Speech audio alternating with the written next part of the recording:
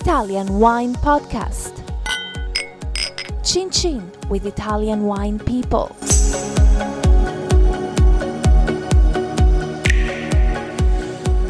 Hello, this is the Italian Wine Podcast. My name is Monty, Waldin. My guest today is Shenghan Carla Wang. Very perfect pronunciation there. Thanks a lot. You also go by the name of Carla. Yes. Carla Wang. Yes. Just give us a little bit about your family. So you were born in China, correct? Yes. Whereabouts? Which part of China? The hometown of hot pot, basically. Of what? Hot pot? Yes, Sounds hot like pot. You know, Okay. the very spicy pot that Chinese people are fervent about. Okay, a special dish, yeah? Yes. Now, is that in the south or the north? The southwest of China. And which province or which area? Chengdu, Sichuan. So I would say Sichuan, so we said that's kind of quite spicy cooking, is that what you're saying, yeah? Yes, exactly. Okay. So where did you grow up? Well, let's start with your family actually. What about your family? What did they do? My dad, he went to America at quite an early stage, and then he eventually became an engineer. So how old was he when your dad went to America for work? I think right before I was born, in 87, and I was born in 88. Okay, so he was very good at maths, you say, mathematics? Yes. And what did he become after this? A computer engineer. Okay, just a computer engineer, so that's pretty top stuff, yeah? So he was there, what, in the 80s then? Late 80s, 90s? Yes. So was he very successful? I think he's a very traditional guy, you know. What do you mean by that? A family guy? Yeah, like family values and stable jobs. So he was never 100% in for me to be in the wine industry. Actually, I remember when I was in college and I wanted to study wine, I told him to pay for my fee for the WSET, and he was so angry. He felt like the next step would be me into one of those, when he thinks of drinking, it's all of those The negatives. negative stuff. Yeah. But he must have known you that you're not that kind of person, or you don't seem to be that kind of person. I don't know. I mean, he's just You seem very probably level-headed. anxious. Yeah, no, I'm sure he was, yeah. So from China, when did you start studying in the USA? How old were you when you went to college? So I actually, because I took a few gap years. Lucky you. Not just one, a few. A few gap years, actually. My mom was crazy for a while. She wanted to get me out of the school system. So my mom's the very opposite of my dad. She felt like the whole system and in the whole society. In China, you're talking about? Yeah, in China, in the world. Actually, the whole mainstream is crazy, and she wanted to get me rid of the bad influence from society. So she didn't want me to be in the school system for a while, and so I took some gap years. But then I eventually returned to the normal track and started my high school when I was 18 years old. So was that at Brown University? No, that was in high school. Okay. So it took me 2 years to finish my high school in America, and then. So were you a bit behind the other children in terms of age group or not? Yes, I was 2 years older than my peers.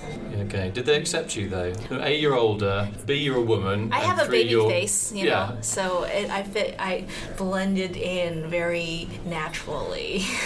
Okay, Yeah. so you make friends easily. I don't know. Sometimes I'm not an easy person, but You generally take a while speaking. to warm up.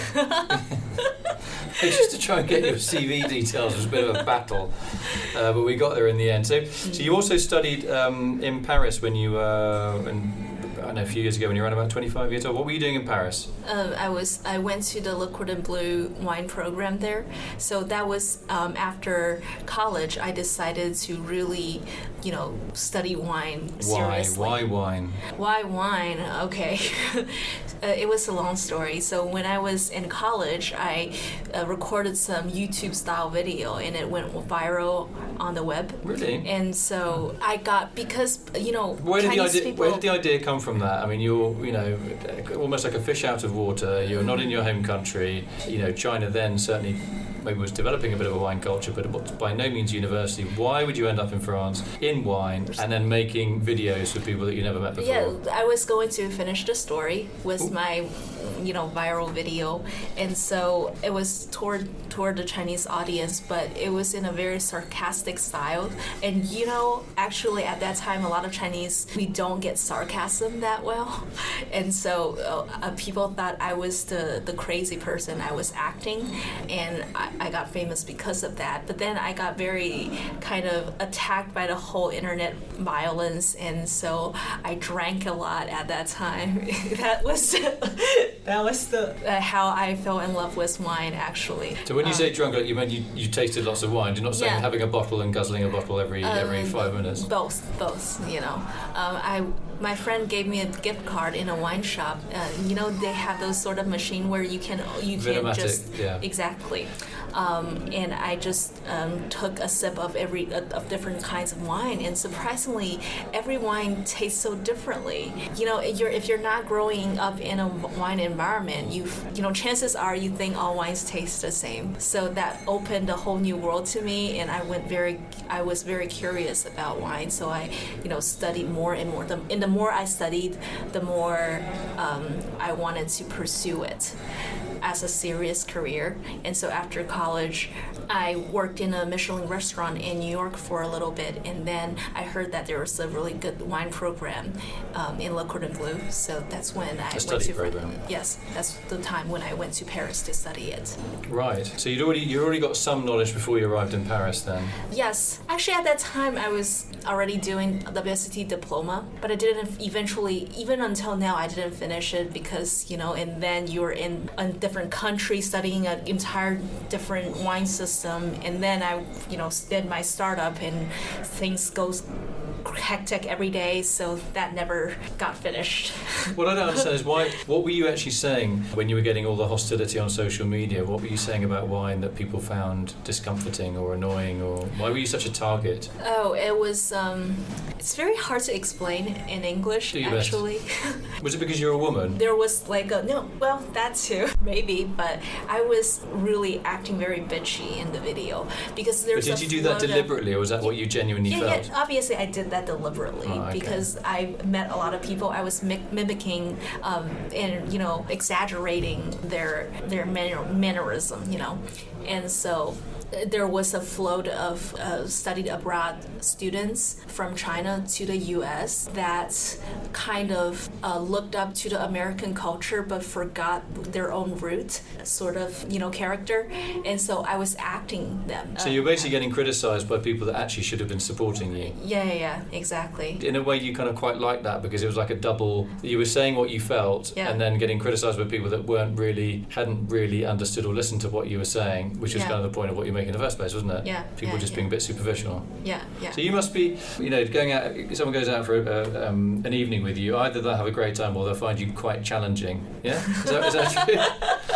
I mean, so far this interview's going fine, but you're quite an intense lady, aren't you? I'm fine. I'm very easygoing. Yeah, you are, but you're tough on the inside. You have to be to handle that kind of criticism. I mean, that can't be easy. The age, you're not in your own country, and probably people being quite rude. I was once a very sensitive person who really cares about other people's opinion, so I really grew strong out of that experience to prepare me for my later internet celebrity career. Okay, but there's one question is how do you earn a living and how do you monetize your celebrity status? Oh, you mean now? Yeah. I mean, or now even then I was a student, so I kind of lived, that wasn't a problem back then. Now, if I didn't start my company and just being an internet celebrity in China, that is the fastest money-making way you can ever do. But now because you have your own company and you have to support, now our company has 70 people, and so... That's your company? Yeah. You have 70 people that work for you? Yeah. So that's a big burden, and for all of the money you make from, for example, advertisement, you have to get it pulled into the company, and hoping that the company doesn't fall or go broke. in the next year, hopefully. So how do you actually? What is your revenue stream? How does that work? You're getting advertising, but what is your site offering advertisers? What does it do? Actually, we never do advertisement for wine companies or wine producers. It's just some other beverage companies, for example, like Johnny Walker or Hennessy, that sometimes we get occasional advertisement from, but that's not the main part of our business. We sell wine, that's the main part. And we have China's largest wine community and wine membership. So half of our income comes from wine members that pay us an annual fee and also buy wines from us for a membership price. And the other part of our business comes from our private label.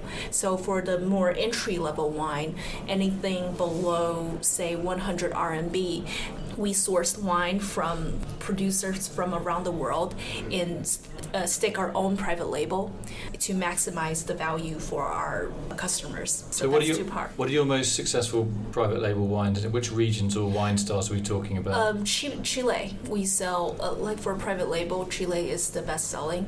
And then Australia. We are selling for an Austrian Gruner Veltliner for 88 RMB. So we sometimes do something more interesting. We haven't actually found the right private label wine from France, even though French wine in China is huge.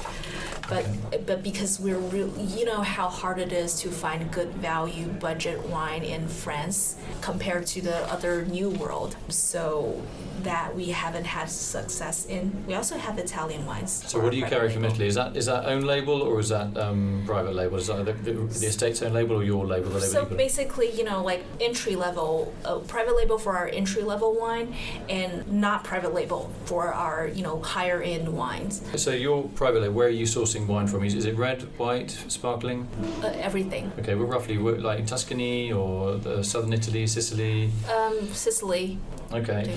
And what about the wineries label on the front? Where you saw, is it more prestigious appellations? Are you still looking for dominations, or are you looking still for value? So it depends, because for our membership wines, we have wines from 150 RMB to more than 1,000 RMB. So it's really, really varied.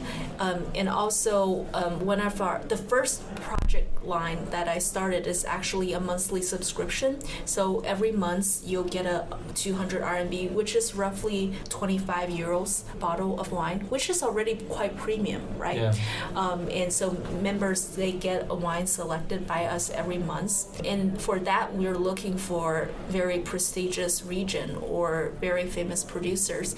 And for that line of product, for Italian wine, we did Barolo, we did Amarone. So as obviously, we cover all the classic regions, the most famous regions around the world. So as to give our members a very comprehensive view of the wine world, because those are the people who just started to get interested in wine, and you want to show them the best sites, as if you are like a tourist and you want to be shown to the most famous site first. And that's the purpose of that product line. Who's doing the sourcing of the wines? Is that you, or you have a team of buyers, or? Yes, I have a team of buyers. Also, my partners is in charge of the supply side of our business. That your business partner? Yes. Okay, and he's Chinese, is he? Yes. Okay. Do you have permanent staff in Italy as well, and France, or not? We're not that big yet. Yeah. Well, hopefully one day we'll have station everywhere around the world. Okay, so you're very ambitious then.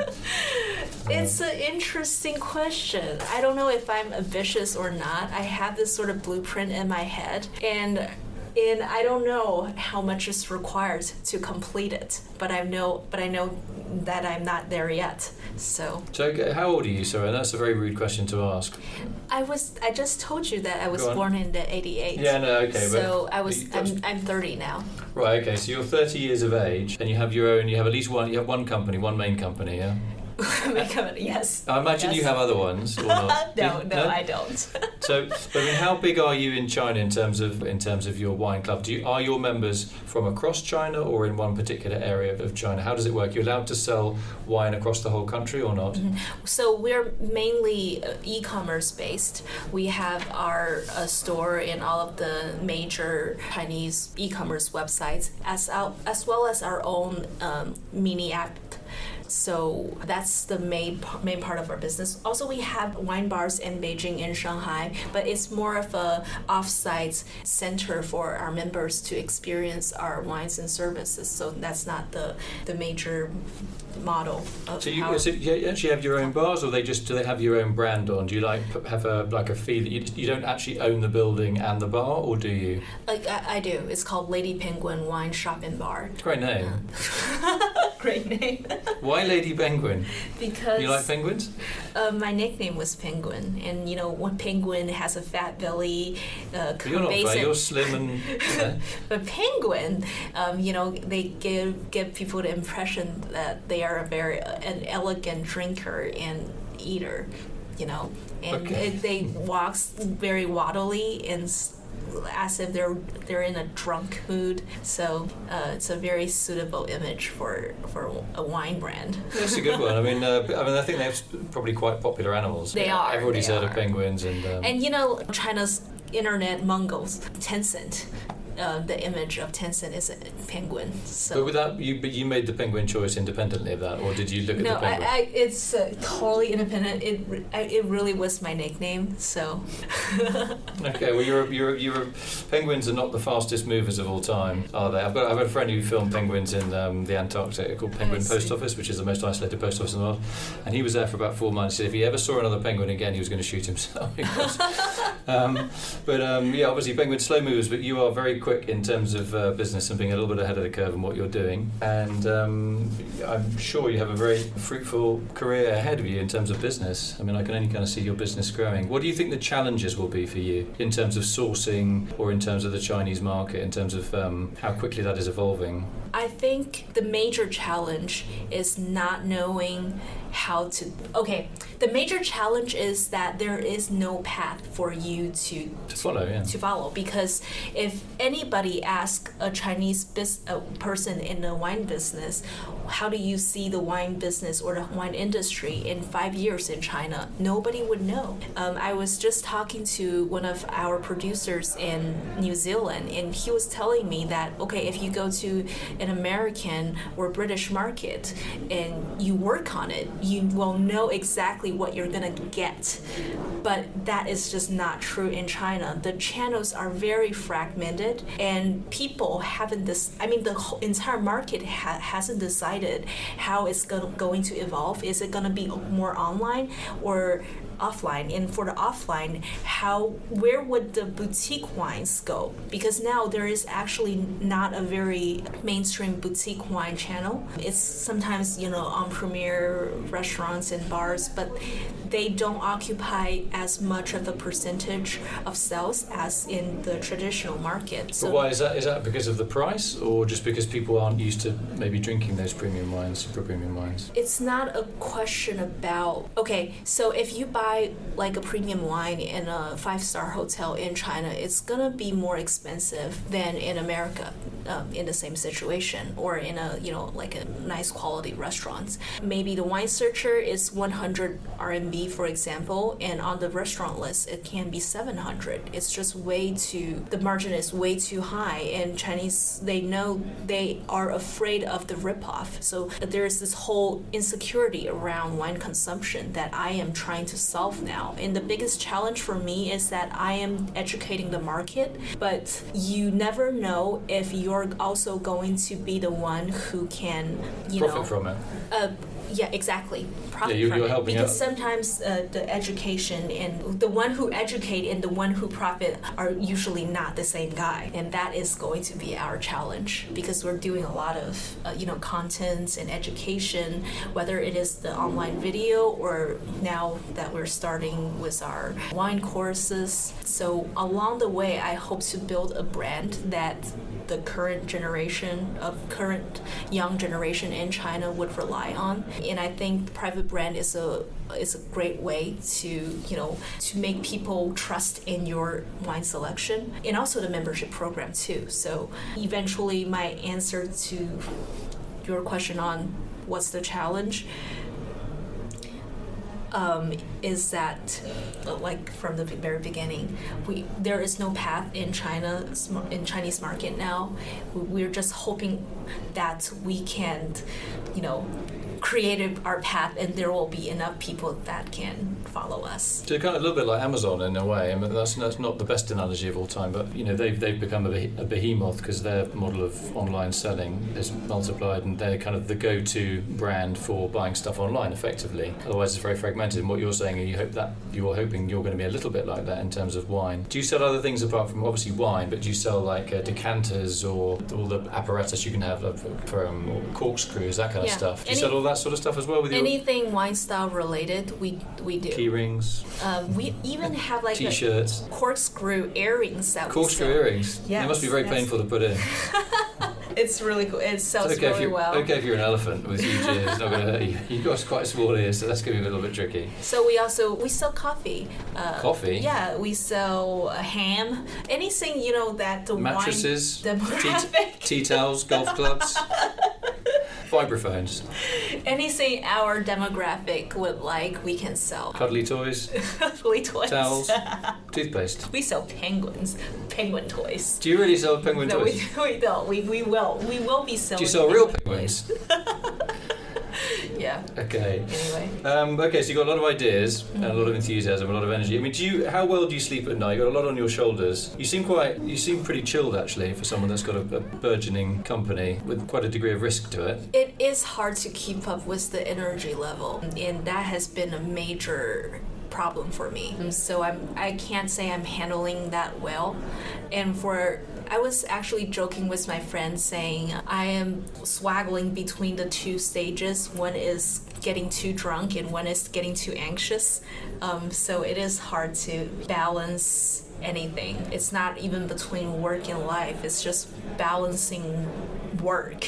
Are your family still supportive of you? Are they proud of you? That's an interesting question because my mom, like I said, she's an environmentalist. So at the beginning when I started studying wine, she thought that my career would be to work for the rich people because rich people drink wine, and that wasn't my mom has a very grassroots mentality, and she didn't want that to be what I do for my life. But then she wanted to appear open-minded, so she didn't not support me outright, but she was kind of grudging. But now I think she can see that how this might be a segue to educating more people to have a better taste, and it's not just restricted to like the rich people, but actually to everybody to help everybody to appreciate life just a little bit more So now she's kind of more at peace. My dad, I think he still thinks at some point in my life I'm gonna return back to the academy. For some reason, she thought that I will work in a college. I'm doing some research work. This is still something he believes in now, even until this day. So. You get on with your dad, right? He must be also quite proud of you. Yeah? Well, it's hard to say. So, but yeah. But he's he's the mathematician, right? So he's probably for him maybe he sees you as kind of illogical. Yeah, you're following like some dream rather than. But you must show him the numbers. Successful business. He's the typical nutty, nerdy professor type of character. You're quite nerdy. I mean, it's not like that hasn't rubbed off on you. You are a little bit nerdy. Yeah, but if you do. I mean that in a very nice way. You're a nice nerd. Nice nerd. Yeah. I'm glad to know, but if you see me on camera, I'm showing like an entire different personality. Well, we'll video you next time when you come back on. We'll get a video up. But you look very relaxed to me. You obviously got a lot of responsibilities, as I said, on your shoulders. You got a big idea, big project, and if it succeeds, I'm sure you'll be even more successful than you are now. You're a very good communicator, and you've been a lot of fun. Now I've got to say thank you very much for my guest today. I've got to try and pronounce it as well as I did beforehand. Shenghan Carla Wang. Well, I'm going to let you say that. Okay, so listen, it's been really good to meet you, and I wish you every success. Yes, thank you so much. The penguin. For I've never having interviewed a penguin before. It's great. You know, I thought you'd smell like kind of fishy and a little bit Arctic, but you don't. It's great. You know, you've got a woolen jacket on. I will send you a clip of a YouTube video where there's the collection of penguins slipping on ice. They look very, very drunk. So well, they probably were. They probably just that would justify me naming myself Penguin. Penguin Bar. Okay, listen, great to meet you. Thank you. And, it's a pleasure talking to you. Yeah, it wasn't. You thought it was going to be really difficult, this interview, didn't you? You were very sceptical when you walked in. Don't deny you were, weren't you? You think your brand is going to go completely wrong because you did a terrible interview on the Italian Wine Podcast. That's the end of your career. Your dad would have been proved right. Your mum will take you back under her wing.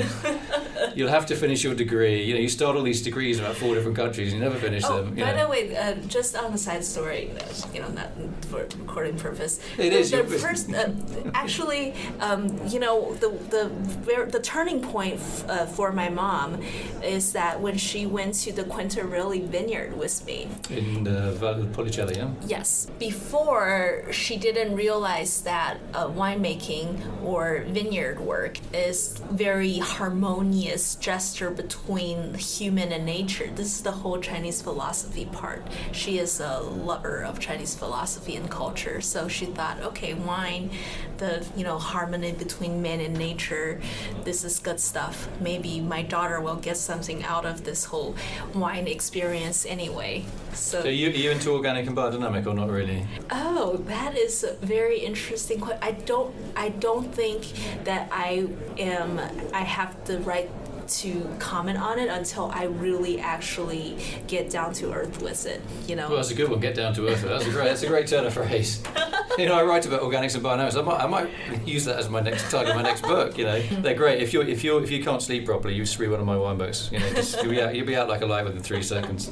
Just talk about all these lunar cycles and stuff. So I want to say thanks again. Thank you again to my guest today, Shenghan Carlo Wang. Yes. For telling us about your exploits in various parts of the world, but mainly in China. May you have every success. Thank you. That was only 2 words. You got like 25 minutes of interview. Do you want to say it again? You're going to come nearer to the microphone. I always have a problem with closing a conversation, you know. You don't have trouble starting one, that's for sure. You got 40 minutes without me getting a question in, you know. It's like a machine. I know. We could hook you up to the power supply. And may we all be well. Thank you. Cool. Nice to meet you. Yes, nice to meet you too. Follow Italian Wine Podcast on Facebook and Instagram.